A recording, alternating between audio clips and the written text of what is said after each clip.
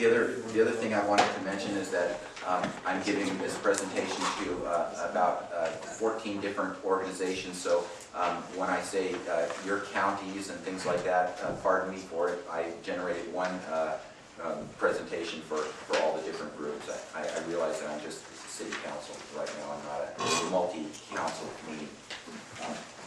Western and Central Kansas economic development. Opportunities abound for community-based wind energy development, also known as seabed. Economic development. Wind is what you live with. Make use of it. Wind power development in the United States is rising at record rates of 25 to 45% per year. That includes last year, where even though most of the rest of the economy tanked, wind energy increased by approximately 40%.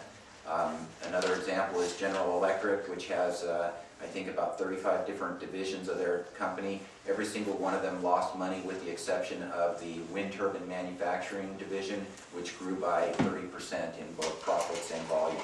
So wind energy is here to stay. I've spoken with many people who want to know how they can benefit from wind energy development. I will explain how you can. Economic development. In the United States, community wind projects are owned by farmers, schools, colleges, municipal utilities, local businesses, and rural electric cooperatives, to name a few. These projects have come together through guidance from a good developer like us, hard work, local innovation, and public policies that support locally owned projects. Putting it simply, the need for new economic opportunities in rural America has turned the focus to wind energy.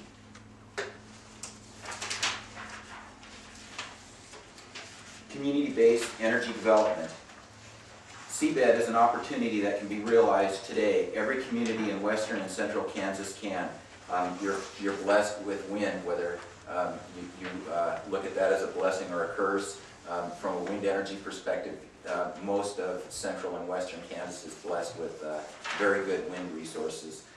It is important for your communities because it provides economic development that helps the people in your communities as opposed to outside of your community.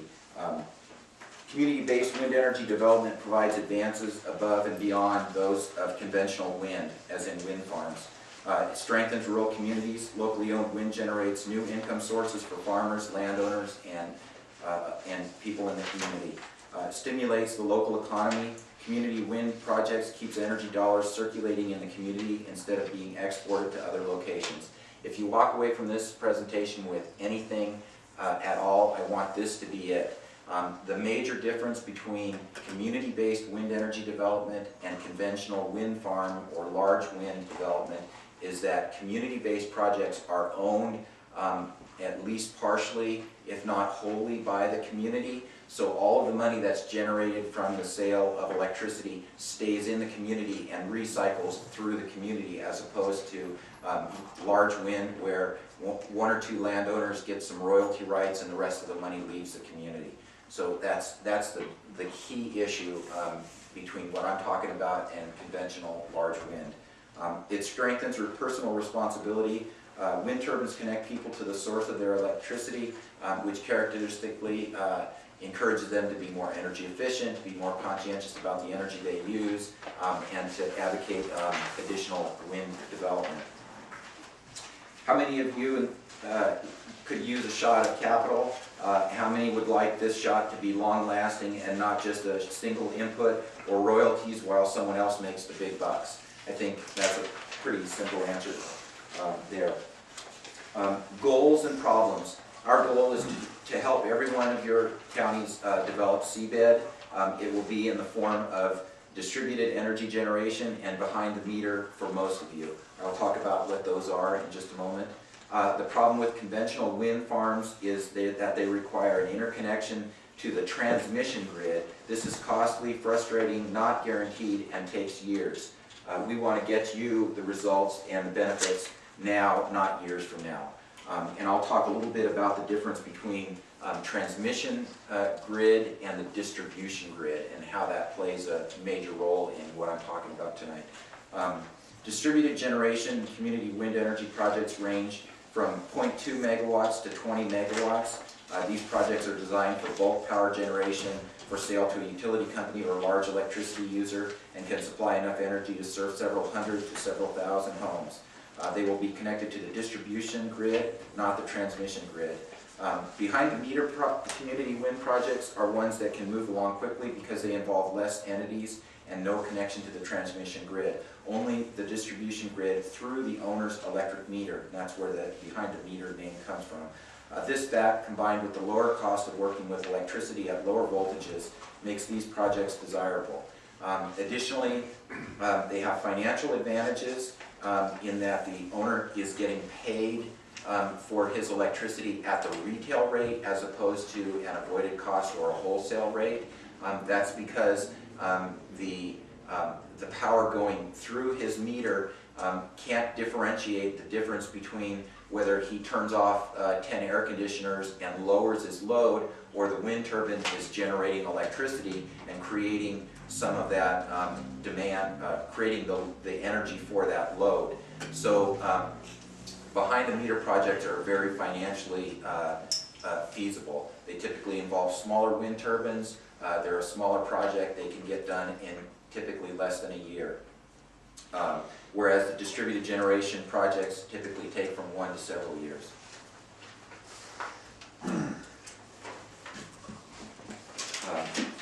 Behind the meter, let me touch on that one more thing. Behind the meter projects would be things like your co-op out here with a large energy demand, putting in a single turbine for them to offset some of their use. Schools, libraries, things like that that have a moderate energy demand, installing a behind-the-meter project on that. They would then be offsetting their retail cost, and you think that if they reduce the amount of electricity that the co-op sells to them, that it's going to negatively impact the rest of the community. When in reality, when they are creating or saving money, generating revenue by saving it through the electricity, that decreases the amount of funds and revenue that they need to generate through taxes. So they will actually be potentially lowering the tax burden that they impart on the community. So while the municipality loses some revenue, the people in the community effectively have a net zero effect on their costs.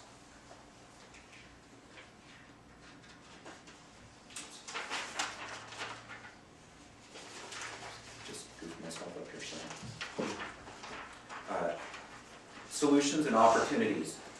Projects that we can connect behind the meter and to the distribution grid can move forward quickly and affordably. Each of you, or your county or community may have, and municipality, citizens and businesses can benefit. Do any of you see potential projects in your community? I just mentioned it before, and there's plenty more out there. Why community wind energy? When wind is developed locally, the economic, social, and environmental benefits accrue to the local farmers, landowners, and other members of the community.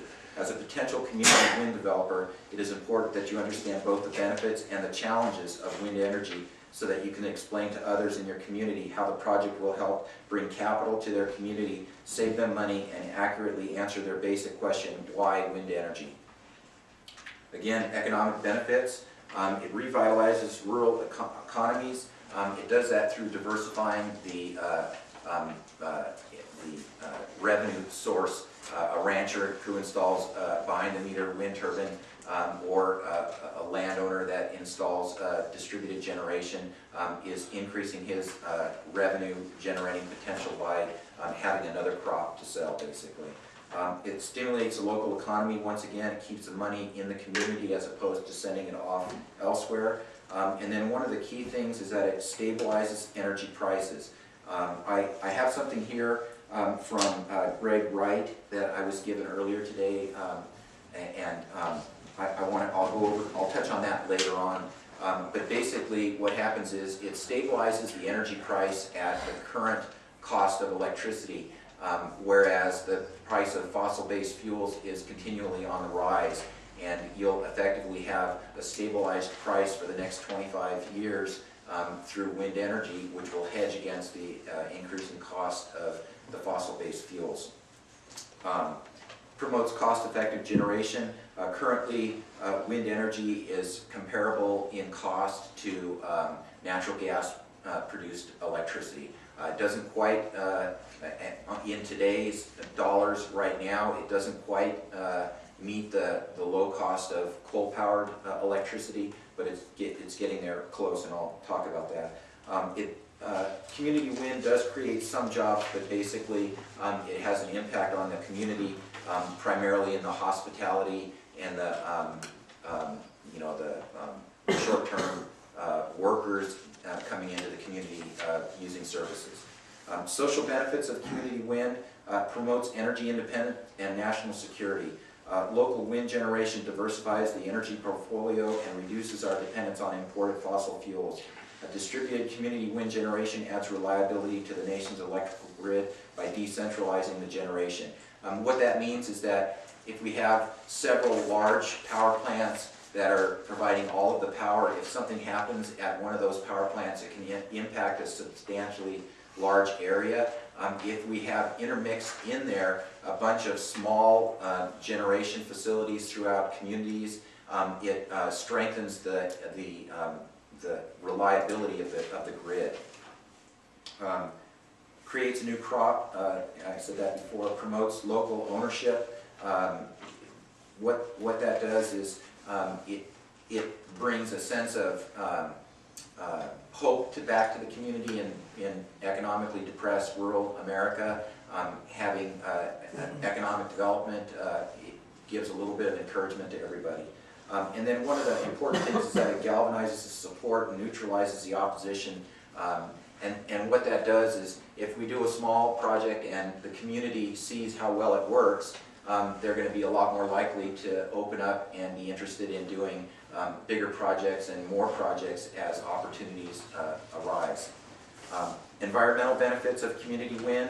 It produces clean electricity. That's the main thing. If we had widespread community wind, it would address climate change and provide a non-polluting source of energy that reduces greenhouse gas emissions. It also keeps water sources clean by reducing particulate and mercury contamination caused by coal-fired power plants, and it protects natural resources, primarily in the sense of electricity that's generated by wind does not have to be generated by natural gas or by coal, which reduces the amount of mining and resource extraction, and also the transportation costs and effects associated with transporting that fuel from wherever it's mined to wherever it's being burned.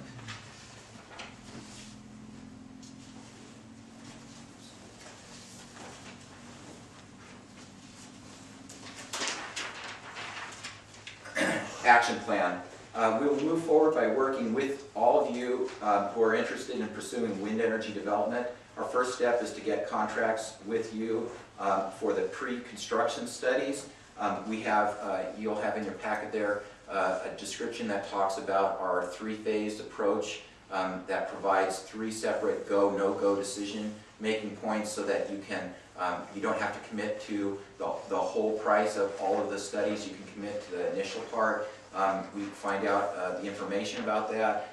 At that point, we sit down, we decide whether there's any deal killers in there. If not, then we go to the next phase, which is the feasibility study, where we do wind measure assessments and things that further assess the project. At the end of that, we have a go, no-go report. At that point, you have the option to decide whether to pursue or whether to end the project without further capital input. And then we have our final one, which is the engineering and costing analysis for the project and final designing of the project. And that also has a go, no-go decision available at it. That's what I just explained. Then we move to the engineering, procurement, and construction, or the EPC part of the project, which is where the project actually gets built. Looking forward, we'll make the commitment to work jointly with you to develop wind energy in your community. That's the big difference between us. We're looking at this as a joint development process, not we're going to develop it and then we're going to sell you the electricity or we're going to sell you the project. We work jointly with you throughout the entire project. You have complete input into the project, and we don't just ignore what you have to say. We listen and we make changes where needed.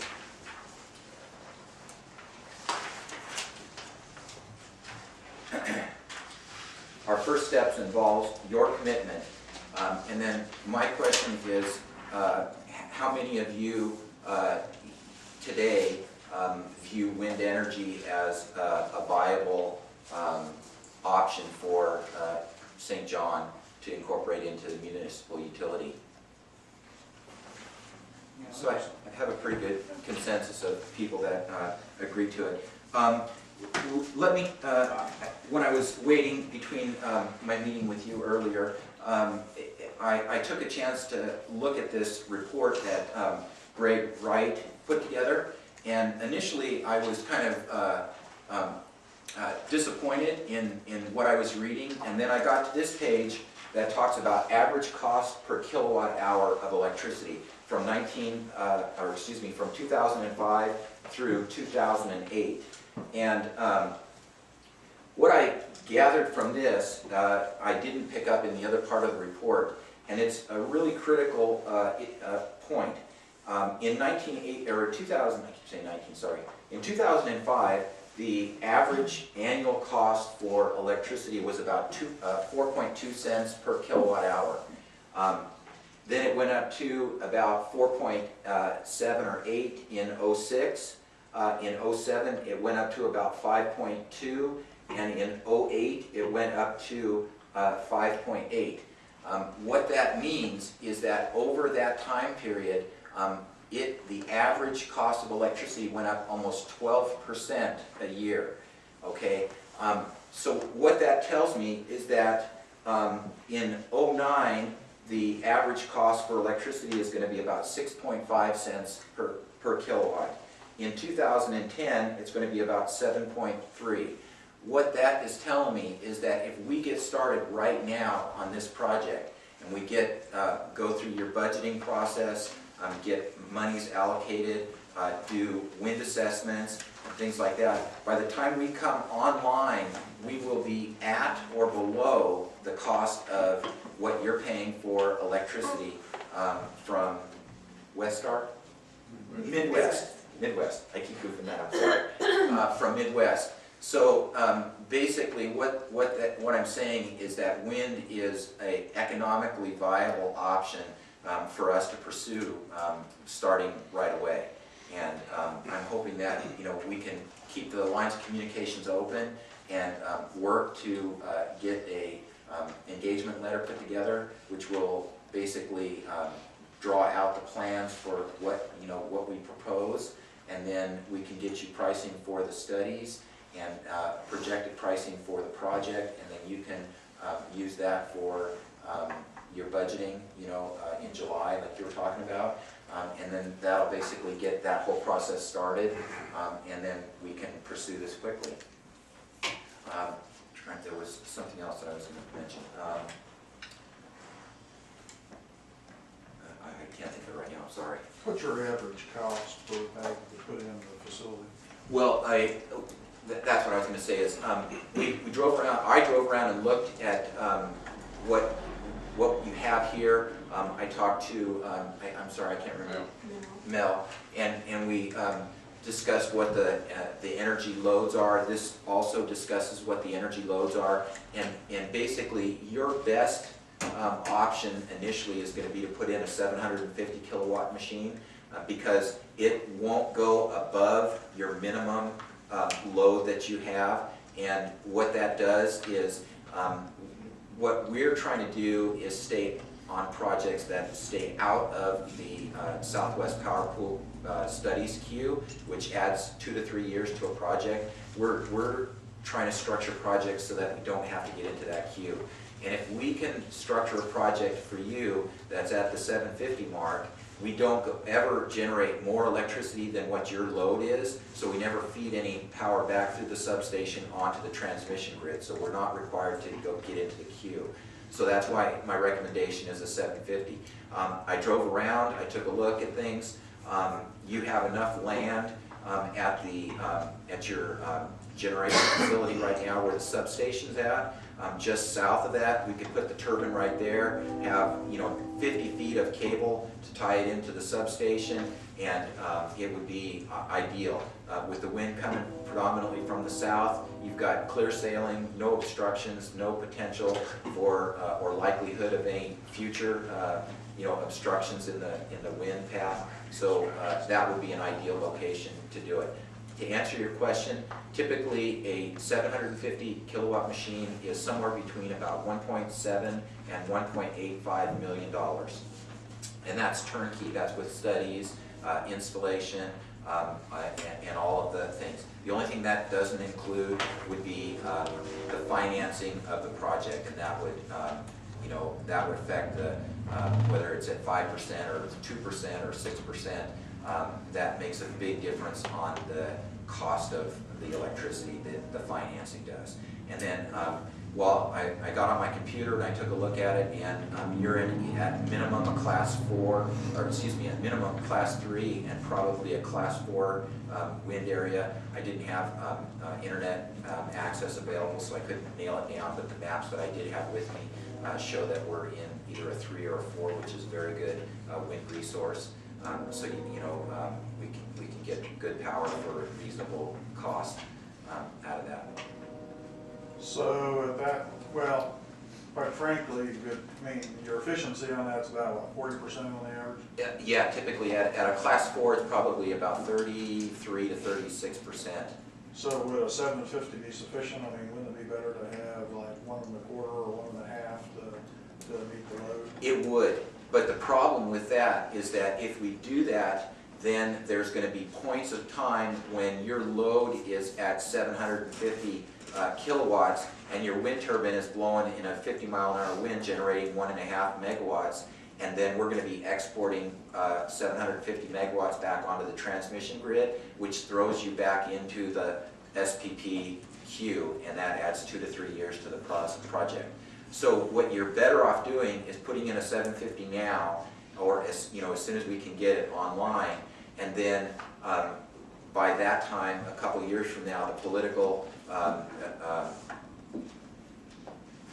situation is probably going to be a lot different than it is today, and the Midwest will probably be looking for green energy to buy for their our renewable portfolio standard, and looking for a cheaper source of electricity. So at that time, it's very modular. You could add another 750 or add a 1.5 meg and not have it impact the one that you already have in place. And that way you're generating revenue right away as opposed to 5 years from now. So what model machines do you use? We use pretty much the best one for the project. We have Norwind AS of Denmark. Murphy International has 1/3 ownership in that company. So they make a really good 750 machine, and so that would probably be the one that we would use. We look for the best deal and the best product out there, and so we don't, just because we have ownership in Norwind doesn't mean necessarily that we're going to use a Norwind. If we can find somebody else that can either get it here to us faster or has a better power curve for your wind regime, we'll use that. And so what's the height on the 750? It can be anywhere from a 50-meter tower to a 100-meter tower. Our standard, the price that I gave you, is typically a 60-meter tower, and there's another 5 meters up to the rotor height from the nacelle. So you're looking at a 65-meter hub height, and that bumps you up an extra wind class from a 50-meter wind height. So that's that extra 30 feet makes a big difference in annual energy production. There's a new company in Newton that is making a 750 machine. Have you looked into that yet? Now, is that Enertech? I think they're in New. I don't. There's a What is it called? Newton, Kansas. Yeah, but what's this company called, do you know? I have to look it up. I don't recognize that one. I know Intertech is in the process of making a new 750. Well, this company, they import machines now from overseas, but Okay. they bought a plant in Newton, and they're developing a 750 machine that they're gonna make there. Okay, well, that would definitely be something we look at, because then it's just gonna create more Kansas jobs, you know, and we're not gonna have. And I think shipping. it's in the, when I questioned them, they said it's gonna be in about the 1.2 range for just the unit. Just for the unit, right. That's about comparable to what the Norwin product is. It's, I think, 1.25 is what the price for the Norwin with the tower. I think that's, you know, and then the rest is all the engineering and piles and piles and piles of mumbo jumbo. Concrete. Yeah, and lots of concrete and steel.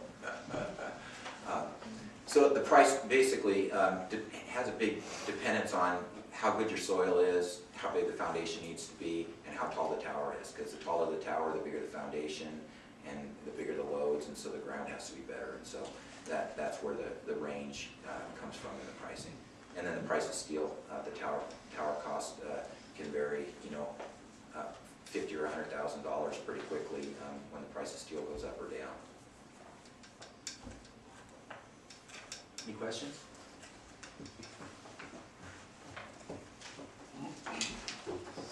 Next time I see you, should I bring an engagement letter? You also know about solar energy. We do. We just finished a project in the Caribbean island of Dominica, where we combined a wind turbine, a 225 kilowatt Norwin wind turbine. I think it was 120 kilowatts of wind power and a diesel generating system, and it was all tied into the grid.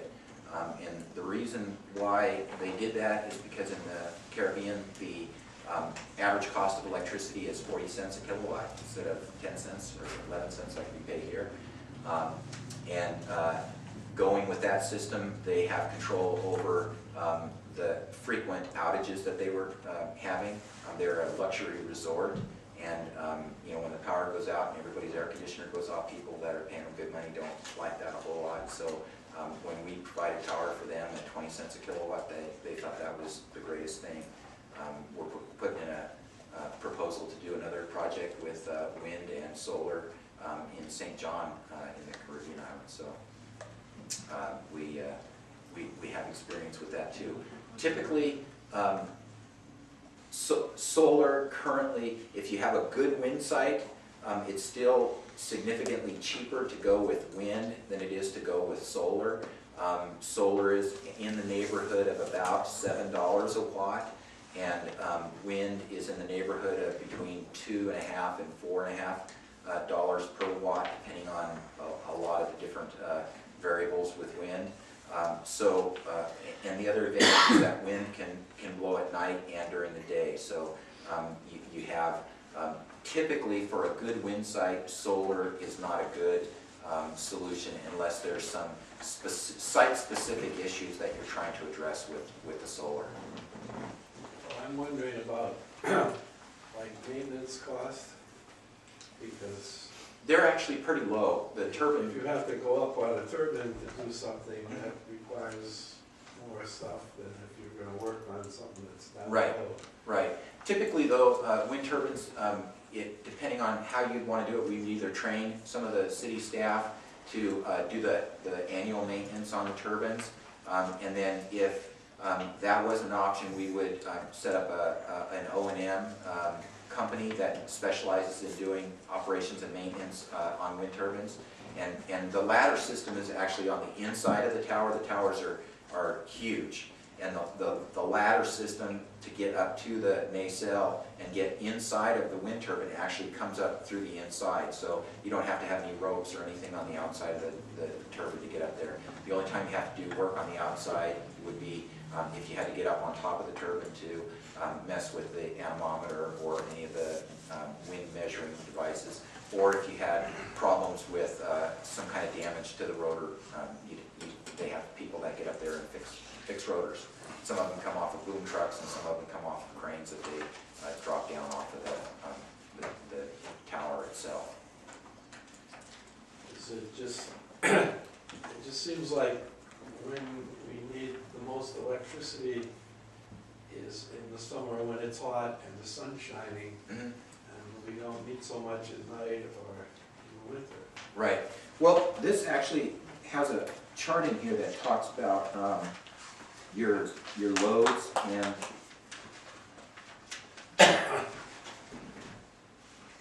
wind availability. Right here. And this kind of shows the average wind speed. This was, yeah, this is extrapolated wind data to here from Great Bend. Basically, you have higher wind speeds during these shoulder months where the demand is lower, and then during these peak months where the demand is higher, it does drop down, but not significantly. And so basically the way you have to look at it is that during these shoulder months where you have moderate load, your wind system is going to basically provide a much bigger percentage of that energy that's needed. And so you'll save on your capacity charge and on your demand charges. And so it's not perfect. We can't turn up the window stat and make it blow when we want it and not when we don't. But still, I'm not trying to tell you we wouldn't do solar. It's just typically financially it's very difficult. One, in areas that don't have government subsidies, significant government subsidies. It's working in California because they're paying 16 cents a kilowatt for electricity, and because they have demand side reduction programs that pay for 50% of the project. And so when you have those two things in place, it makes solar a lot more viable. Do we expect different sorts of things like grants and subsidies? Yes. For this kind of thing to Yes. happen Yes. shortly? Yes, we have, we're a one-stop Kansas. We are working, we've got several in the pipeline. We've got a turbine either being set or about to be set in California, a 225 kilowatt Norwind. And then our holdings companies that's under Murphy International has done wind farms in Idaho, Washington, Oregon, I think Texas. I think those are the states that we have wind farms in. But our joint development that we're doing here is looking exclusively at community-based projects instead of at the larger wind farm projects.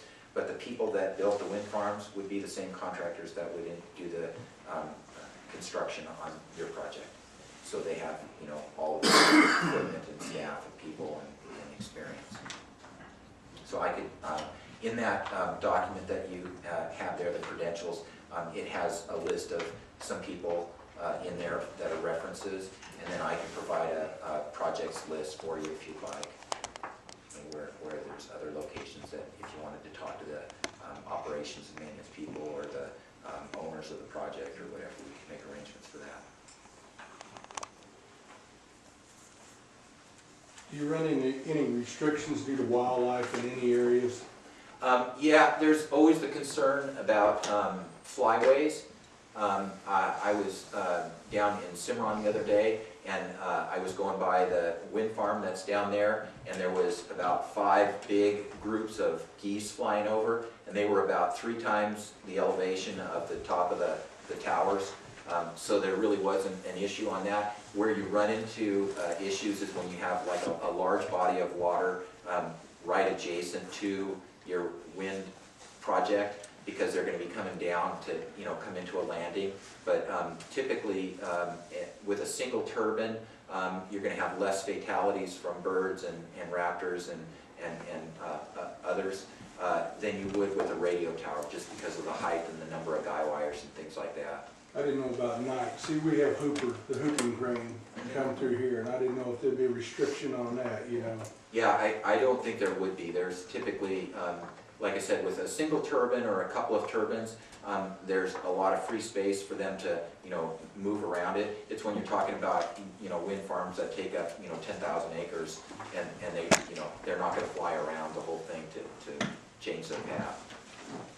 Plus, it sounds like a lot, but 60 meters is really not that high, as far as bird migration flight, patterns go. What's the life expectancy on this new machine? Typically about 25 years. And then what you would do is, at that point, you would do a major overhaul where you would probably take the turbine down off of the tower, have it remanufactured, and then you're good for another 15 or 20 years. And what does that cost? I'm not sure. I can get that answer for you, but I honestly don't know what the remanufacturing cost is. I know it's that remanufactured machines are typically about a third the cost of a new machine. So I'm guessing probably half of that is the cost of the machine, and half of that is the cost of the remanufacturing that they do on it. So a sixth of the cost of the turbine. So that would be a couple $100,000. Okay, what would like an 80 mile an hour straight wind do to this? To tear it all to pieces? No, they're You understand an 80 mile an hour straight wind? yeah. They do. I think they actually withstand up to, I believe it's 70 meters per second, which is somewhere in the 100 mile an hour range. And basically what happens is, once they hit about 65 to 70 miles per hour, they feather the blades, and then if it gets any higher than that, the rotor turns and actually turns sideways to the wind, so that it reduces the surface area that's available to the wind. So they're engineered to stand almost a hurricane. If a hurricane hits it, it's going down. I'm not going to lie to you. It's going to go down. And if you're worried about that, there's actually a French company that we're looking at doing, using in that new Caribbean project that we're looking at doing. It's a 18 megawatt wind farm, and they actually have ones that you can lower down. They have a tilt tower and a guy system, and you can actually lower them down, because in the Caribbean islands you've got the hurricanes all the time, and it's cheaper to spend a little extra to get those where you can lower them down when one's coming in and get it out of the wind, and then when it goes by, pull it back up and start generating power again. So there's a lot of options. I mean, the technology is absolutely phenomenal.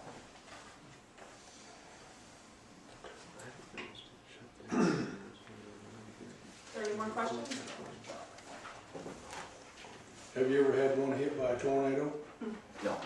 Because we kind of in a cycle now, it seems like there's No, but that's what insurance is for.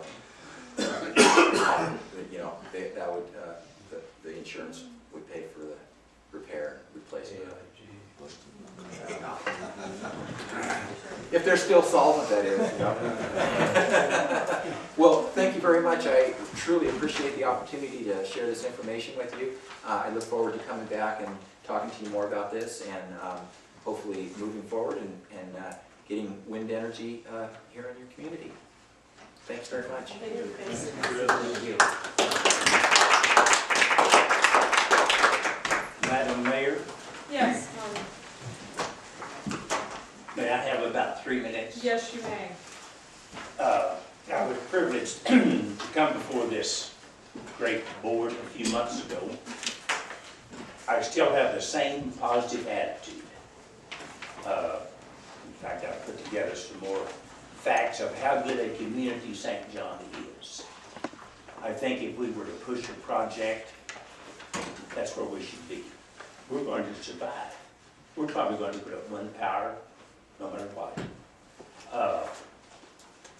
But we had, whether we agree or whether we don't, with all of the money, federal money that is available, we need to take part in it.